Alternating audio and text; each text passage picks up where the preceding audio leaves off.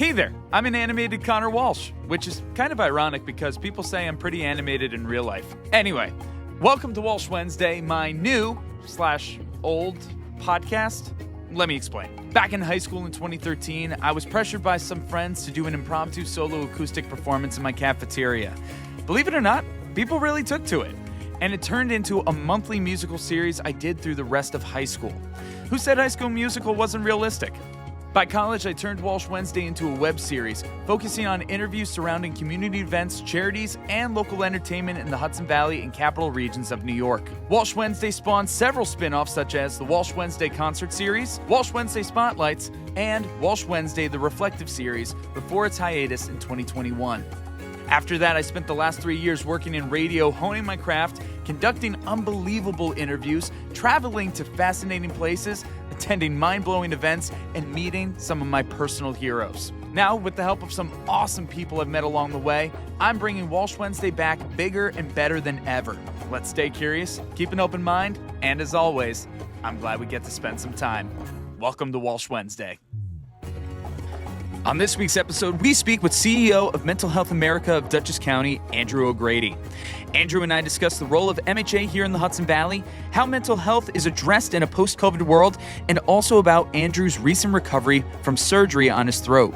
Not just that, but we both share incredible stories of when we saw a true difference being made in our community. Thank you to our Walsh Wednesday All-Stars, all of those who have generously contributed to the Walsh Wednesday 2025 Fund Drive. You can see the list of names on screen or in the description of this episode. And of course, thank you to our Walsh Wednesday Warriors, Jim Robinson, John Newhall, Meg Boyce, and Jenna Hess. These individuals have pledged $100 or more to Walsh Wednesday for 2025, either through the GoFundMe or our Patreon. This episode of Walsh Wednesday is brought to you by Impact PR and Communications, the Council on Addiction Prevention and Education of Dutchess County Incorporated, Dayrock, Lockset Rock Hair Design, A Touch of Naples Pizza and Pasta, and Walsh Valuation. Hey there, and welcome back to Walsh Wednesday. As always, I'm Connor Walsh, and we have a great episode for you guys today. One of the things about Walsh Wednesday that is really near and dear to my heart, especially if you tuned into the Reflective series, is that besides music, we also love prioritizing mental health. So music and mindfulness, that was the slogan for the Reflective series. Now we're here doing the full-on revival of Walsh Wednesday, and with us is somebody who can give us a lot of great examples of taking care of your mental health. With us today, we have Andrew O'Grady, CEO of MHA of Dutchess County. Andrew, how are you, man? Great. Nice to see you. Good to see you. Thanks for having me. We got in touch through our mutual friend CJ, of course. CJ, I've had him on representing CPCA. Well, actually, that was back at the radio station I had him on. I got to get him on for this too. Yeah. And then also, funny enough, our families are friends too. Very nice. My cousins, Nick and Megan, they know CJ. So thank you, CJ, for getting this all together. Nice job, buddy. Yes. So we're recording this in May. May is Mental Health Awareness Month. Yeah. So, very big month for taking care of everything. But one thing that's come up in a number of discussions that I've had with folks, whether talking about suicide awareness, mental health awareness, things along those lines, mental health awareness is more than just a month. It's more than just a day. It's a really 24/7, 365 approach. So first of all, obviously we can get into a lot of specifics later, but for anybody who's not familiar with MHA, could you tell us just a little overview? Yeah, we had talked about doing this a while back, but I've been hesitant. If you're watching this, you've never heard my voice before, you probably think, it's fine, but people are like, "Oh, your voice sounds good." It doesn't sound good to me. I had in February, I had an ACDF surgery, anterior cervical discectomy and fusion surgery on my C3 through C7 discs, and they go in through the front. So they cut you here, and they go in and they move everything over, and then they replace the discs in the neck. And the hardware is pretty cool. You should see an X-ray someday. I'll show it to you. But that went fine, and I'm doing pretty well. But they paralyzed my vocal cord nerve in the process. So my vocal cords are supposed to bang together. That gives us our voice. One of them is just sitting there not doing anything, and the other one's moving. So that gravelly voice you hear that's where that's coming from. So I've been doing these kind of interviews and radio commercials for a long time, and I have to speak in front of a lot of people, and it's been a little difficult, but we're here, and hopefully people can hear me fine during this. May is Mental Health Month, and we all vacillate from being mentally well to being really mentally unwell, and most of us never get to either one, really. Yeah. We're always somewhere in the middle, and we're moving on that scale based on what happens to us during the day or during the week, or do we have a death in a family? Do we have a relationship issue? Is finances a struggle? And we vacillate, and sometimes people get stuck on the mentally unwell area a little too long, and that becomes part of their routine, and that's tough for people, and but it's even more tough on family members. Family members have a hard time trying to know how to help. They want to be helpful. They want somebody to just cheer up and be better. It doesn't work that way. So it's a struggle on families. So it really impacts everybody.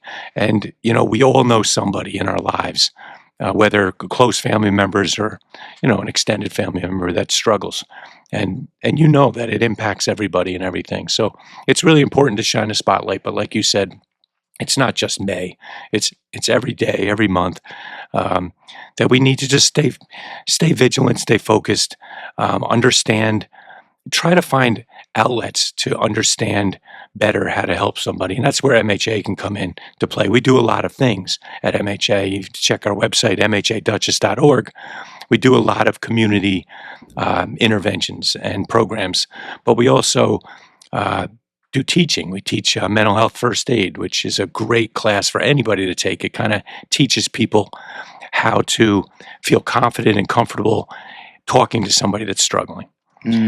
Which is a big thing. So think of it like, you're taking first aid classes when you're a teenager to be a lifeguard or whatever. This is mental health first aid, same thing. But we do a lot of different things in the community, and one of the things is educate. Plus, we are aware of our other community partners that can do the same thing. Like NAMI Mid-Hudson, they have a family-to-family class where they teach people how to feel more confident and comfortable talking to your family member who struggles with a serious mental health issue. So anyway, I'm going to take a pause. One of the problems with this vocal cord thing is that I expend too much air going out because I can't regulate the air going in and out. So when I talk too much, which God knows I do, I can get a little winded. So take a breath, grab a drink. I'll talk for a second. No worries. But I think that's great what you're saying about teaching other people around the one that's having the mental health issue to be able to talk about it. I was a camp counselor for many years, I believe 12 or 13. And one of the things about it that I struggled with when I first started, now mind you, I was a teenager when I first started, was when you had somebody with either some kind of special needs or some kind of mental health issue, we didn't have that training right away. It's like, we're just teenagers trying to do a camp. And it was kind of trial by fire. I also just want to say it was a phenomenal camp, and I loved every second of my time there, and our directors were amazing. But it was just one of those things, like in growing up and learning on the job, really had to find the right language, the right body language, the right ways to handle it in a reasonable and respectful manner. Because I saw some people who would just get really aggravated. It's like, why is this kid just behaving like this? Why is this parent reacting like this? Why? And just like they're being more judgmental than they were curious about the situation. And when you really try to get that curiosity and that empathy in there, that's when you can actually make the difference with things. I hope I gave you enough time to recharge your voice. I hope so too. It's all good. If we got to take pauses, no worries. But I think actually talking about your story, if you don't mind, could be a really good allegory for a lot of people. I've heard your commercials for many years now. You've been with MHA for about 2 decades now. 24 years, and 24 the executive years. director for about 11. Wow. Yeah. Incredible. So so you've been very vocal, but I'm Yeah. with this for a very long time. So now to, lost part of your voice, is this a temporary thing, or are they expecting this to go on? Well, the nerve is paralyzed, so they say it could, within a year, it should come back on. It could come back on, 80% chance. Okay. But after a year, it's kind of like, a missing person. And after a year, they might say that they're not around anymore. And then that might be the end of the vocal cord. And then I'll have to figure out options after that. But missing person, the way that you just stated that, I think is really perfect, because a lot of people who are struggling with mental health do feel like a missing person in their own life. Yeah. So what has this journey been like for you, losing your voice, having this surgery? What has this done for your mental health, and how are you responding to it? Well, to be honest, I've been very lucky. I'm not the kind of person that gets stressed too easily. Obviously, everybody gets stressed at times, but I feel like I regulate that pretty well, and I've done that through this. But it is frustrating. It is different. It's a massive change. You don't think about that. Like, I'm able to communicate with you right now because I had a procedure done after the surgery in which an ENT gave me an injection, a filler, they call it. I say Botox, but anybody that knows about Botox, like, I told that to an esthetician, and she laughed at me because Botox apparently shrinks things. This is a filler. This fills up my vocal cord. So by doing that, it brought it a little closer to the other one, and I have some gravel. But before that, I had nothing. It was just air. There was no reverberation at all. And that was pretty frustrating because really I couldn't regulate my air, so I got dizzy often. Oh, wow. Swallowing is not easy. I have to be careful how I swallow because all of that has to do with that too. So it's a difference and it's a change. Now, I'm getting older. I'm 58 now. Things are going to change in our lives. We're going to have to make adjustments. People get in accidents all the time. Things happen. So, it's not a woe's me thing. Everybody has their own struggles and everybody has their own path. But it was a change. I was down in New York City going to a play with my family, and we were trying to figure out where the theater was. And I knew we were at the wrong theater because the sign wasn't there. But it was one of the. They have different theaters, so I knew this company. I knew we were at the wrong one. So the guy's like, "Just come in and go this way," and my family's ready to go, like a herd of animals. And I'm like, "Wait a minute!" And I said, "Is this the theater for the play we're seeing?" And the guy, the young security guard, looks at me. He goes, "I can't hear you," and he turned away and walked away. Oh my God! And I was like, "Wow!"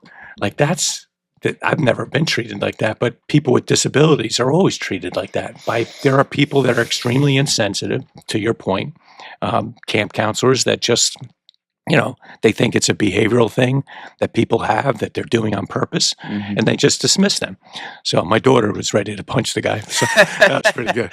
But if that's not a New York City story for you, I don't know what is. But it has been different.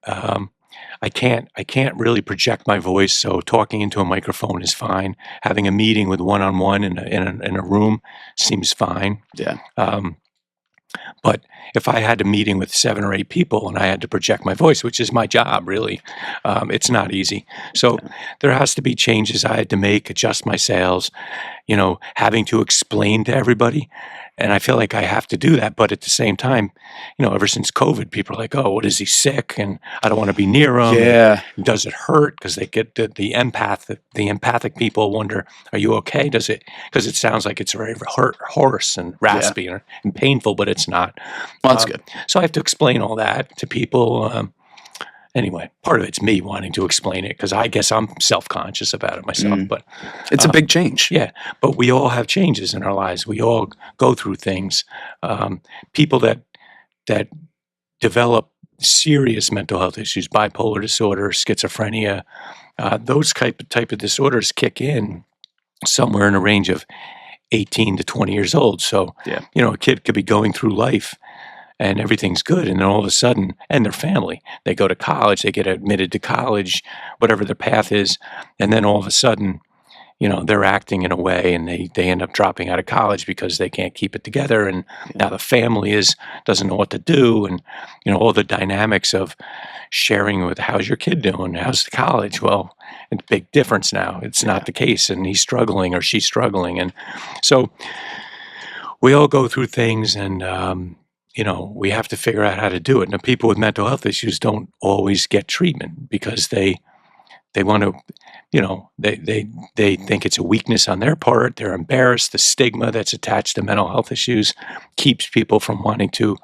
number one, admit that they have an issue. Yeah. And the reason I do these commercials and the reason I've been a voice for mental health for 10 years is because people, I would love in my lifetime to see it get to a point where if I have a gallbladder issue or a blood pressure issue, I'm going to get it treated. And I'm not going to have a problem telling you, oh, I had to take blood pressure medication now. And I do, and it's fine. But admitting you're taking a mental health medication is not the easiest thing to do. It's almost like you're admitting there's something wrong with you. There's something wrong with you if you have high blood pressure, I guess, right? Yeah. But you do that and you get treated. So there's help, and people don't have to suffer unnecessarily with mental health issues, but they do because of the stigma. Also because the medication is not exactly perfect yet. There's side effects to it. It doesn't make you feel like you. So, people with bipolar disorder start taking medication. It takes about a month or so. The medication starts making them more regulated. So a loved one might think this is great. Connor's not going off the wall here, and he's not going to crash the car, and he's not going to, he's not going to do this, and he's not going to do that. He's not going to end up in a hospital. So that's great. Except that Connor feels like, that's that scale of 1 to 10 I talked about. You're not at a 5. For you, you're at like a 2 or 3 or 4. Yeah. So you feel like there's a blanket over top of you, and it doesn't feel like it's you, and it doesn't feel like you're being the Connor you want to be. Yeah. So you stop the medication because you don't like it. Yeah. And then you inch up.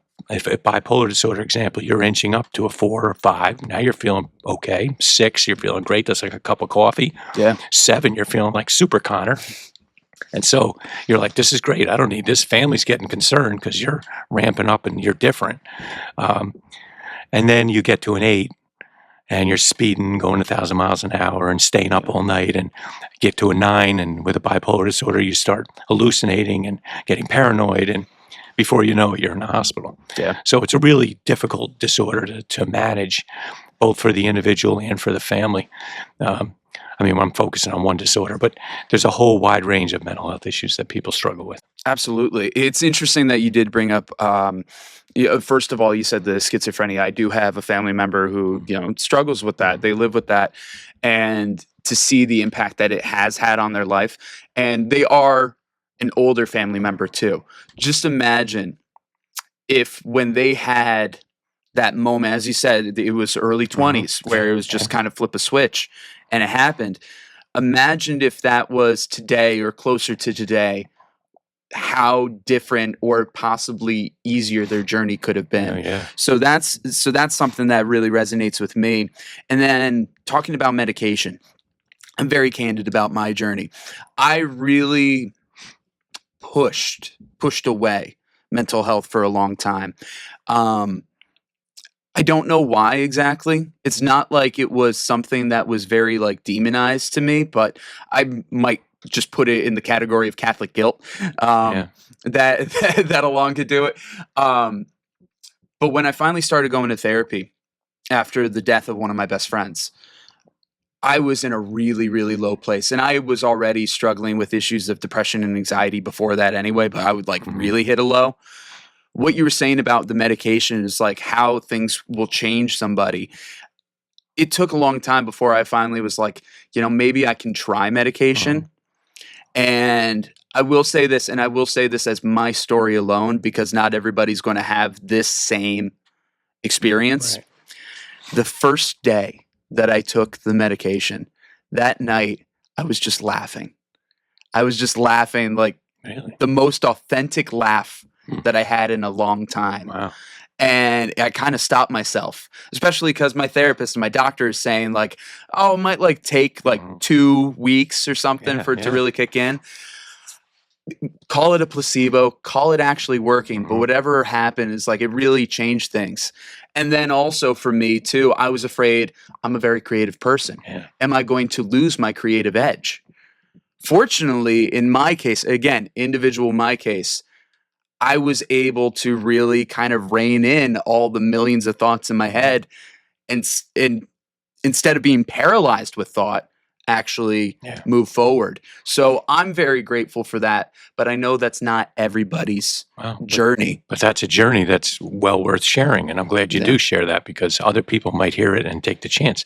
I think in your case, you had such a long period of time of contemplating medication. Yes. And you always felt like crap while you were doing that. Yes. You weren't yourself. And then, the idea, so the placebo effect, because these medications are not like pop a pill and it's a happy pill. Yeah. I mean, they do take time to start changing the chemistry of the brain.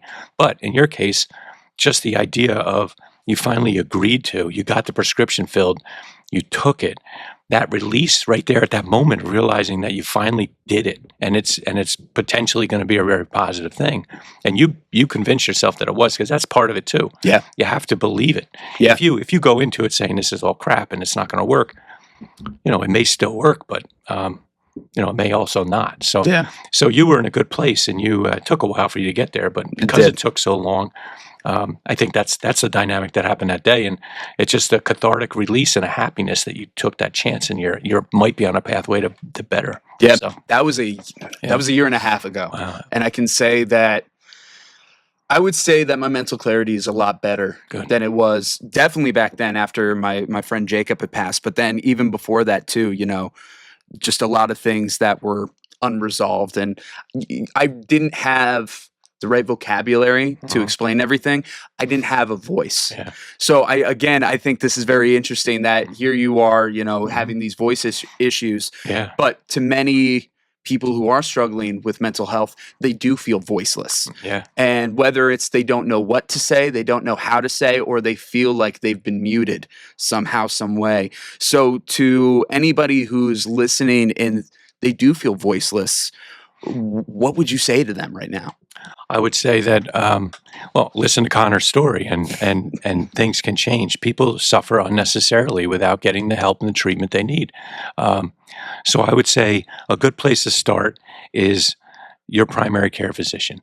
Doctors now are kind of told or forced to ask questions around mental health. You might hear that when you go for your physical, and you should always have an annual physical, by the way. And they're going to ask you things about depression or anxiety. They're going to ask you those questions. And many of us immediately say, I'm fine, or I'm good. And they don't answer honestly. Be honest with that primary care doctor. That person is your person. You should be able to tell them anything. And it goes to the stigma, and it goes to feeling ashamed about things, or nervous that somebody's going to judge you or think differently of you. But your doctor will not do that. Trust me, your doctor has heard everything and anything. Everything. So you can't shock them. And be honest. Tell them the truth. And, usually that type of depression that you're referring to is treatable by your primary care physician. You don't need to have a psychiatrist. When you get into the more serious mental health issues, I think a psychiatrist is the best person to talk to, but a primary care physician can prescribe ADHD medication, antidepressants, anti-anxiety medication. And so start there and do that.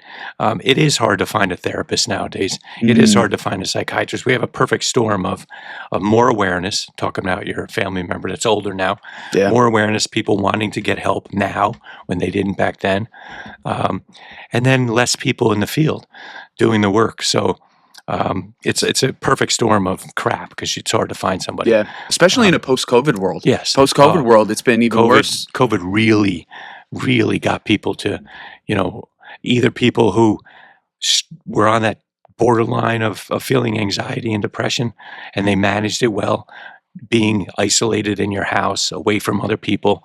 That really took people over the top, and there was a wave of people looking for help, which was great, because and a wave of people talking openly on podcasts and other things about mental health awareness. And I'm really happy to see that shift. But at the same time, are there enough helping professionals out there to answer the call, and I don't think there is right now. And I think the other side of COVID too, not as many people are going into the medical field, whatever side that is, mental health, physical health, whatever that is.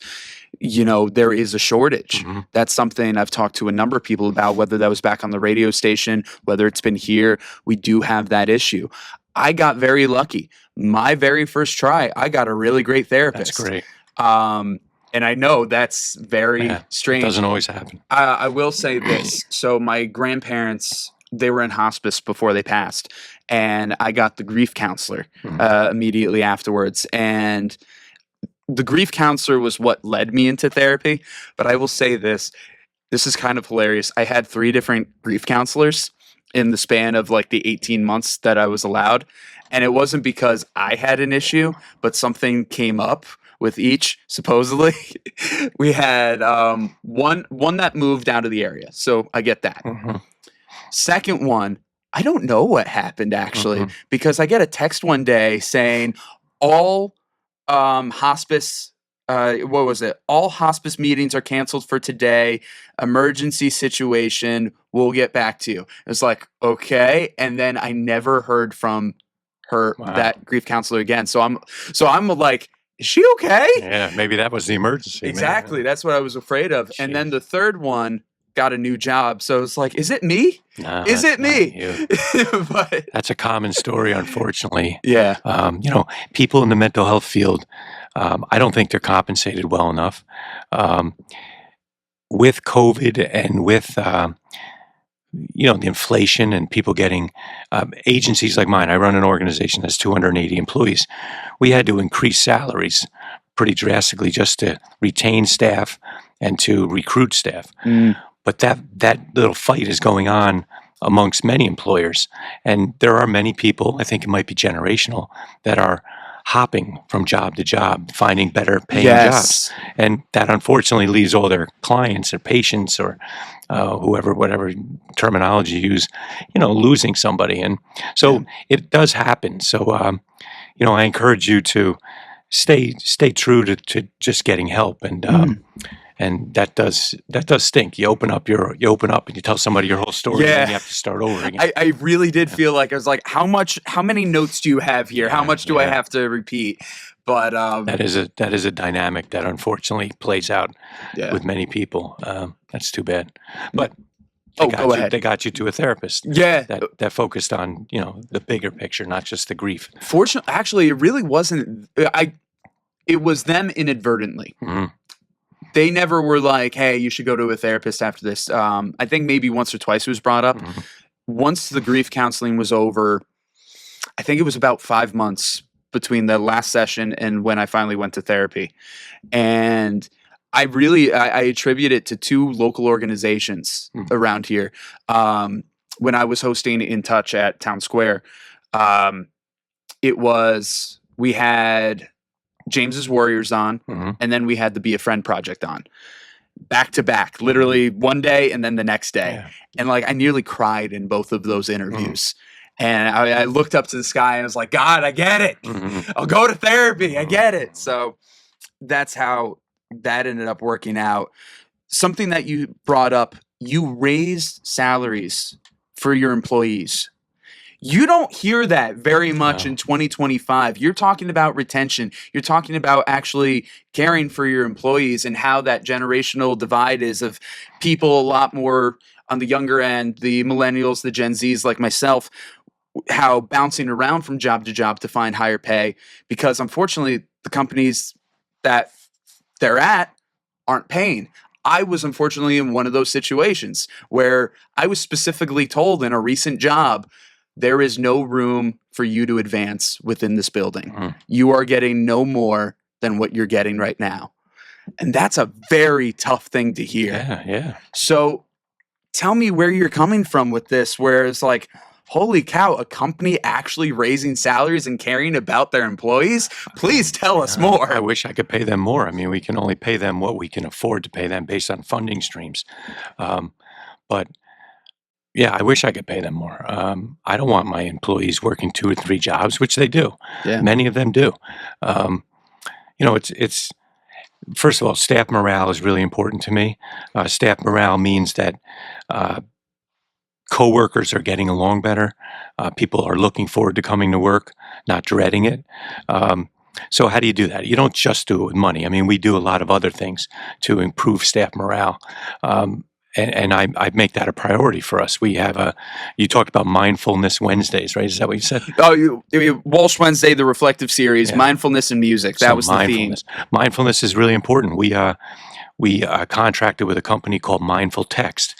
So every day our employees on their company cell phone receive a text at 3:00, and it's just a brief little snippet about, staying grounded and being mindful. And then they can click and go further and deeper if they want that day. Yeah. But that's one thing. We work with the Interlight Spa in Rhinebeck, and we have a contract with them, so any one of our employees can go there for free anytime.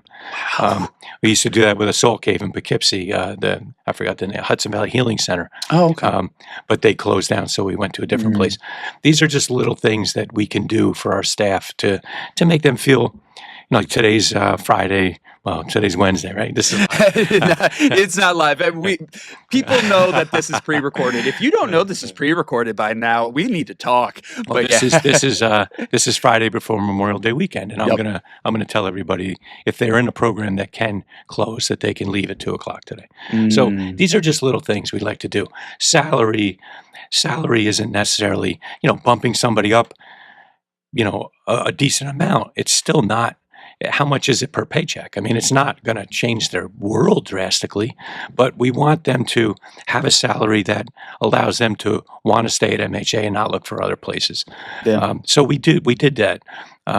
We lobby and we advocate in Albany for the state government to include a COLA, cost of living adjustment for not-for-profits. For many years, 10 years, they didn't give, people in unions and school districts and MTAs and police departments and county offices, they have built-in raises every single year. We get a lot of our funding from the county and the state who have built-in raises every single year in their contracts, and they don't include an increase for our staff. So, sometimes we have to bite the bullet when we do the increase, and we hope that next time we negotiate a contract annually, we can include that increase. And so, but it hurts a not-for-profit in the beginning because it's money that's not necessarily there. Yeah. You just take a chance. And I've been lucky. It's worked because retaining staff then improves morale. It improves everything I talked about internally, but it also assures a better outcome for the clients we serve. And we have less clients who lose staff after staff after staff. Or, if a staff member leaves, somebody else has to pick up the caseload or part of that caseload. So now, it can be a spiral where, you leave, I'm stuck with your caseload on top of the caseload I already had, which is too high. Yeah. I'm underpaid as it is. And now am I going to be the next one to jump because I can't handle this? So increasing salaries, increasing benefits, that led to, we got rid of that for a while. Hopefully that stays like that for a while. I wish I could pay my staff hundreds of thousands of dollars a year. Really, the work they do is life-saving, and it's really difficult work. But we can only pay them what we can pay them. They are still underpaid, even though we increased their salaries. But it is what we're stuck with what we have. I'm the ad ref calling a timeout on this week's episode to tell you about our sponsors. Baseball has umps, you idiot. I don't have an umpire outfit, okay? Sue me. Hey there, I'm the ad ref calling a timeout on this week's episode to tell you about our sponsors. Next up to the plate, we have our friend Philomena Finelli from Impact PR and Communications. Philomena?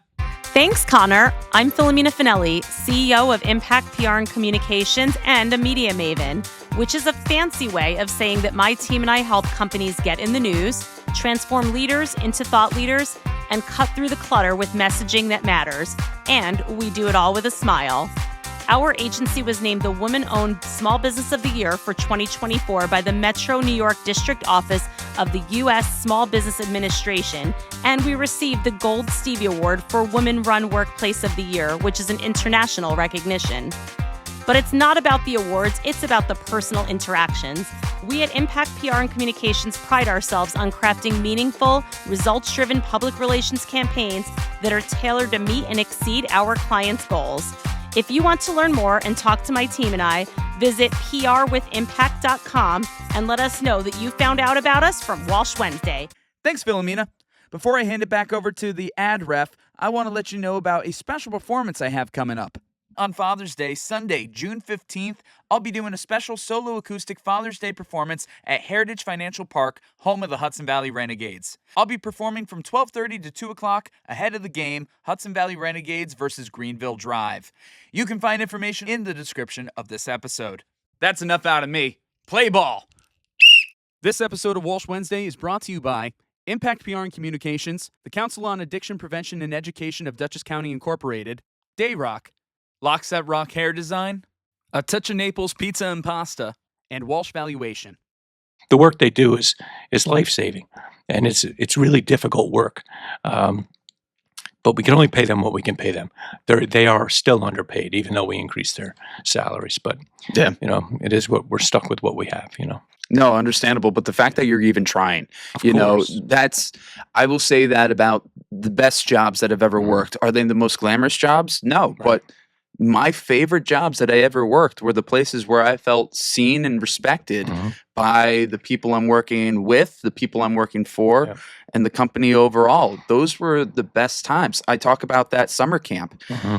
That summer camp was probably one of the best jobs that I ever had. Yeah. I loved working there because, first of all, our camp director, Rob Mish, he just was incredible. In like, if you had an idea for a camp, you had an idea for a program, you were like, okay, let's go with it. Let's run with it. He enabled a lot of creativity and he allowed people to play for their strengths. I thought that was huge. Yeah. I also worked Smart leader. Smart leader. Yeah. I worked for PBS for a time. The very first day that I worked there, we were recording a live session for a radio program, and the band was playing live. And my boss said, first day, Connor, do you want to mix this? I've had first day jobs where they don't let you touch anything, but he trusted me. Yeah. And that day one trust led to a really good time with PBS. Right. And another job that I had working for, it was the Mastery Center and Troy Savings Bank Music Hall in Albany. It was a combined thing.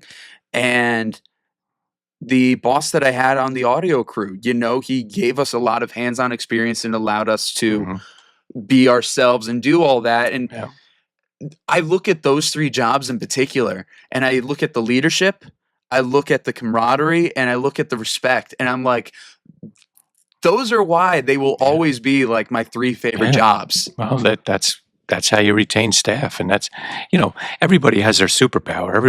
Hopefully everybody has their strength. The people we hire, every once in a while, I'll put out something and ask people to tell me what their superpower is. It might not have anything to do with the job, but I want to know who they are, what their strengths are, what they enjoy, because there might be a moment within the organization that we're going to try something new, and I want to know what talent I have within there.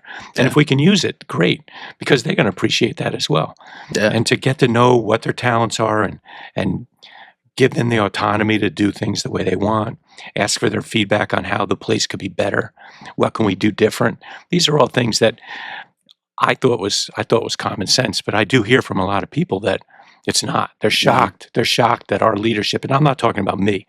I mean, I'm in the high position, but there are many high level leaders within our organization that have embraced my philosophy as well. In fact, they probably had the same philosophy. I brought them in because of that, and they got elevated because of that. And because it's pervasive throughout the agency, we don't have bullying. I don't want to have bullying. We don't have that. We don't have that type of leadership. We have leadership that's going to be supportive. And, if we ever have to let anybody go because they're not doing their job right, usually they thank us because they know that we gave them 50 opportunities before we just jumped to the conclusion and said, this isn't going to work. Yeah. And we do it in a way that hopefully is not just, your canned goodbye. I'd like to give people feedback. While they might not be a fit for our organization at that moment, and this is not a big thing that happens, but when it happens, I like to give people feedback because I want them to be successful at the next job they have. I really do care, and my staff really do care about people. Yeah. It's not just, we don't just do this as a living with clients. We take care of ourselves. We should take care of our families. We should take care of our friends. We should just be a better society, No, I There would be hear ya. less need for therapists if everybody had the ability to have a conversation and just listen. Oh know, my God, yeah. Oh because- my God, absolutely. To be that emotionally and mentally resilient, strong, and educated, Mhm. that would be an incredible future. Yeah. Absolutely. We So don't prioritize that though. See, these are Yeah. things that could be prevention in this world. That's a whole other podcast. You know, what doesn't work in our mental health system, and how can we make it better is a good one. I can point out a million things that don't work. we ought to have you back on for it. I would love talk, to do that. talk about prevention I too. would That love to sounds do that. great. Yeah. But actually, there's something that you said that a couple things that you said I definitely want to continue on with. How you're saying of like going through and having these evaluations, giving the strong feedback. I don't know why I keep going back to this camp today. Like I really don't talk about it this often, but Fond memories. it is fond memories. I was a counselor in training. When I was a counselor in training, they had the CIT reviews, and at the end of the week, they would tell us what our review was so we can build for the next week. Mhm. And then when we onward, some counselors were really great at it. Some of them weren't. All right. By the time I finally became a counselor, since I was one of the counselors who went through the training program, I knew how important it was to me. So I made sure that I was very thorough in doing it. And I hope that, I was helpful to some. I know a few of them told me, and, it's nice to hear that. And then the other thing that I want to bring up, you said about asking people their superpower. I think that's great. And I have a very similar question that I like to ask people that I first meet. What is it that you're passionate about? And it doesn't have to do with a company, the job, or whatever, or it could just be whatever you're passionate about. So, Andrew, while I have you here, what are you passionate about? I don't know. I golf. I like that. I like to just I like to be around people. I also like to be by myself. It's weird. It's a dynamic that I don't know what I'm paid. To be honest with you, I like to work. I'm passionate about the agency I work for, which is really great. I mean, you want somebody like that. I think in leadership, you want somebody that embraces and takes ownership. This is not for profit. I don't own it. I have a board of directors, but I run it like it's my own business. And that's my sole passion. And I think that's why MHA is successful. We grew from 100 staff members when I took over 12 years ago to 280 now. We've added many programs. We've gone from a budget of $6 million to $22 million a year annually. We've spent a lot of money that we didn't have to spend on radio. You worked in radio. You know how expensive commercials are, and we're all over the airways. But what that did for us is now people know what MHA is. They know what Mental Health America of Dutchess County is. They didn't before. We were like every other not-for-profit who complains about nobody. We're the best known secret around. We're still a secret because people don't always understand what we do, but the commercials truly helped. And what the commercials did was it brought credibility to our agency, and it allowed us to. We've gotten 2 donations of buildings. Our Veterans Center in Pleasant Valley is a donated building because of our commercials. Somebody said, who can I donate? I want to donate this building to a not-for-profit that works with veterans. Oh, Andrew O'Grady and MHA works with veterans. Oh, I've heard his commercials. That's true. There you so go. All of a sudden, we could be lame, but because we have commercials, we're credible. Yep. We're not lame, by the way, but we're credible. So because of those commercials, he said, oh, I know of that organization, and he donated a $1.5 million building, and we turned it into the first veterans one-stop in the country. So when you ask what I'm passionate about, I think it's improving mental health care in our community, in the state, in the nation. I'm on a couple of boards of one is an international pacifier. It's called PACIFYR. You can Google it. It's an app, kind of like Better Health, that does the therapy and the psychiatry online, but they're not just doing that. They're doing all the ancillary stuff, the care management, the health coaches, the life coaches, the nutritionists, all of that's on those apps. And I think that's so important. That is huge. For the whole person.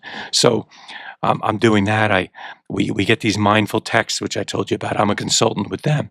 And you mentioned your CIT reviews. Yeah. So I just had a meeting with them the other day, and I said, let's take this to another level. Can you If I send you our evaluations, our CIT reviews for all our staff, and there's 12 different areas, and if somebody scores, not great in an area, can our HR people let you know?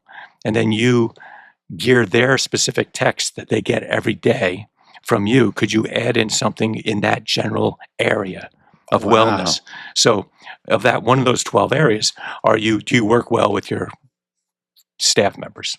Do you answer phones quickly? Whatever it might be. If they scored poorly in that area, they're now going to get a text that's going to pump them up and give them ideas and things to think about for the next month about that area that they're struggling. Wow. It's innovative. It's an innovative idea. And these are the things that I'm passionate about, making things better, not just for my agency, but just improving things in general, especially when I work in this field of mental health. And anybody that's listening, if they've tried to access mental health care, it's not the easiest thing to do. So we changed our mission statement to being able to provide care in Hudson Valley without jumping through unnecessary hoops. There are a lot of unnecessary hoops that people have to jump through in order to get care. It's unfortunate. It shouldn't be that way. You make a bunch of phone calls and you find out that your therapist you're calling doesn't accept your insurance, or, trying to improve on that system. You should be able to access mental health care as easily as you can call your primary care physician and get in because you have a sore throat. You shouldn't have your case closed and having to start over again because your case is closed. My case doesn't get closed at my primary care physician's office. No. I call up, you haven't been here in 2 years. You should have got a physical, but come on in. Yeah. And that's it. That's the way mental health care should be. But that's, again, looking at the system and having another show about that. Yeah. But I think that's what I'm passionate about. I think I'm passionate about trying to make things better.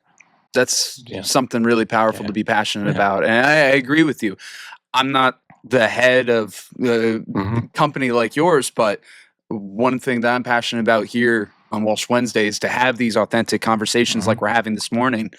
And maybe, just maybe, somebody's hearing something and it could change their life. I'm a musician as well. And I always say, I want to be the soundtrack to your life, like the way that my favorite artists were for me. And I have that same mentality with any show that I'm hosting, because I hope, obviously this isn't music, it's not a soundtrack, but I hope this is something to help guide you in your life. And sometimes I've heard incredible things, where I've heard, Connor, we got X amount of donations out of this. Connor, we got X amount of volunteers after this. There was one company that got a huge donation out of nowhere. And they thanked the person. And it was like, oh my God, like, how did you find us? Like, we don't know you. You don't know us. Like, they mention your show. Where did they do this? It's like, oh yeah, no, I heard Connor's show on the radio. Wow. And it's like, it's moments like that. And like, I remember I did cry in the moment when I heard that, because working in something like this, and also in your industry, it can be a very helpless industry. Of course. It can be a very, well, again, as we were talking about, like sore throat or something physical, you can see that. Mental health, you can't necessarily see that right away. It's also tough to see the results right away. And I'm sure you have moments in your industry where it's like those moments of you similar on the same level of, oh, I heard through Connor's show, emotional moments. So I guess as we're wrapping up this episode, let's try to end with that. Is there a certain moment or certain moments where you have felt, wow, we're really doing the right thing here? One thing that stands out, and I should probably tell you moments that have to do with my staff and what they've done, but this is something that I think about. I get a text through Facebook every year on a certain date for the last 4 years. 25 years ago, when I was a new therapist, I don't even have a great recollection of this, but I impacted somebody so much that they really did it for themselves. But a woman came in and she was very depressed and she was pregnant and she was thinking about ending her life, which would have ended the life of the baby. I worked with her. I wasn't some savior, but I did what I do, and we chatted, and somehow for her it got better, and so many years went by. Social media wasn't even around back then. Yeah. Many years went by. She found me on social media, and she texted me through Facebook and said, "This is a picture of my daughter. She's 18. If it wasn't because of you, she and I would not be here today." That's incredible, right? I mean, she remembered that many years later. I mean, it's incredible. Yeah. The work that you do here, no, it's not working one-on-one, but you can make a difference, and you do make a difference. And the fact that you have these conversations is huge. You're right. There's going to be somebody that hears this that it resonates with, and they're going to get it. You might never even know about it. They're going to talk to their primary care doctor. They're going to take that step. They're going to have that euphoric moment like you had when they take their first pill. Yeah. Life is going to be different. I hope somebody makes a donation to MHA of Dutchess County. We're always looking for donations. So if you're out there hearing this and you like our passion, we could always use your support. And we will do great things with whatever's donated to us. We don't just put it in our pockets. It doesn't happen that way. But there are so many stories like that. I'm going to share one more. Absolutely. Go for it. I was working at Vassar Hospital. This has nothing to do with MHA. When my kids were in college, I worked weekends at Vassar, our local hospital. And it's a sad story, but I was working in the ER, and my job as a social worker is to support people at their worst moments. So this baby passed away. It was terrible. Family came in, and the doctor tells the family, "I'm sorry it didn't work out." And then I'm there with the doctor, and then the doctor leaves because everybody starts crying, and doctors don't want to deal with that. But here, I have to deal with it. So it was an African-American family. So here I am, this big, giant, bald. I'm a big guy, 6'2", bald white guy with a white coat. And I'm like standing out in this family, and family came in, and more family came in, and more family came in. And it was terribly emotional. Without getting too graphic, the baby's there, and they don't just take the baby away, and people are holding the baby. It's a really hard thing to deal with. I was not sitting there holding court and talking like I am on this talk. I'm just there, just telling them that if they ever have a question, or if I'm here, if they want to talk about it, whatever. Nobody really took me up on it, but I was there. About a year later, the matriarch of the family, the grandmother that was there that day, she calls me out of the blue at MHA. She researched me. She found out I run Mental Health America of Dutchess County, and she called me. My phone rang. I picked it up, and she goes, "You don't remember me, but I'm so-and-so," and she recounted the situation. I said, "Oh, I remember that. That was true." She goes, "I just want you to know that you being there was life-changing, and it helped every one of us so much." That came out of the blue a year later. I mean, that's amazing. Wow. So the impact we all have on people, we don't have an idea of how big of an impact it is. And no matter what your job is, just be kind to other people. I don't care if you work at Home Depot or Stop and Shop or whatever your job is, just be kind. Throw a smile out there. It makes a huge difference. And you will impact people in a positive way. God, I think this is probably one of the more important episodes that we've had in a while. And I'm glad you had me on. I'm so glad that I've had you on. I would love to have you on again, talk about other things. Absolutely. As we wrap things up, where can people find more information on MHA? MHADutchess.org, Mental Health America. So MHA Dutchess, DUTCHESS.org. You can find me on Facebook, on LinkedIn, Instagram, whatever. You can reach out to me directly if you want to. You can call 845-473-2500. That's 845-473-2500. If you're in this area, Dutchess County, and you want some assistance on trying to access care or some guidance, check us out. On our website, there's Ask an Expert. You can always type a question in there, and we'll get back to you. Yeah. So those are the ways. That's a call. That's great. And of course, we'll have all the links and information in the description of this episode, so you won't have to go too far. And if you feel voiceless, you will be heard. This is incredible. Andrew, again, thank you so much for being on. Great having me. Thank you. I appreciate it. Absolutely. I'm Connor. I'm Andrew. And as always, we're glad we get to spend some time. And that's a wrap on this week's episode.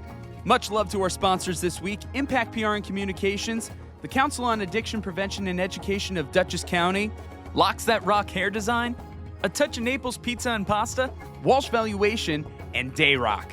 Thank you to our Walsh Wednesday All-Stars, all of those who have generously contributed to the Walsh Wednesday 2025 Fund Drive. You can see the list of names on screen or in the description of this episode.